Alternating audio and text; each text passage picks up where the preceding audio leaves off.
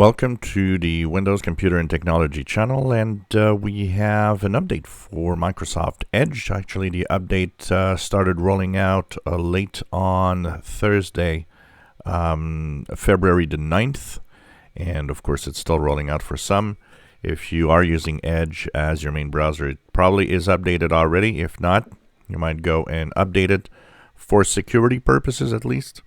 So we now have Edge 1.10, which is the latest in the browser for Microsoft Edge.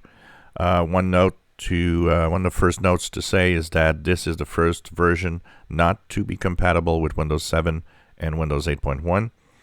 Like Google Chrome, they're pretty much following the same schedule for that. So version 110.0.1587.41 is what we have as today's Saturday, February 11th. And this new version doesn't have a lot. It has new policies, things like that inside. The biggest change is mostly the fact that if you actually go on some websites that you read articles and you actually want to read a specific article, you can actually use the Immersive reader. The Immersive reader will actually, of course, remove the clutter. I talked about it a few times. It's one of the great features I love. But what they added is now the capability of having grammar tools and also a dictionary for different words that you can enable and use in here. So all the grammar tools are here, and you have all sorts of things that you can check out.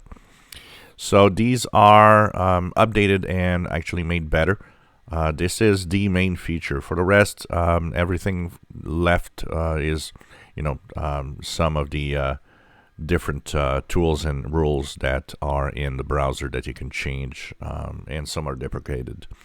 If you don't care about the new features, one of the things that's important here, it does have security fixes.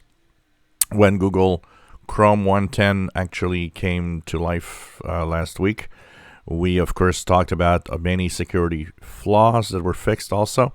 Same for Microsoft Edge 1.10. It also has security fixes. So if you don't care about the features, at least update for the security part, because that will keep you safe.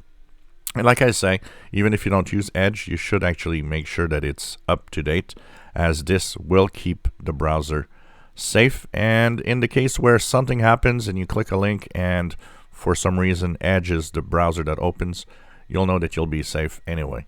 So just make sure that you update. Upper right corner, 3 horizontal dots, help and feedback about Microsoft Edge for Edge 110, which is now here. If you enjoy my videos, please subscribe, give us a thumbs up. Thank you for watching.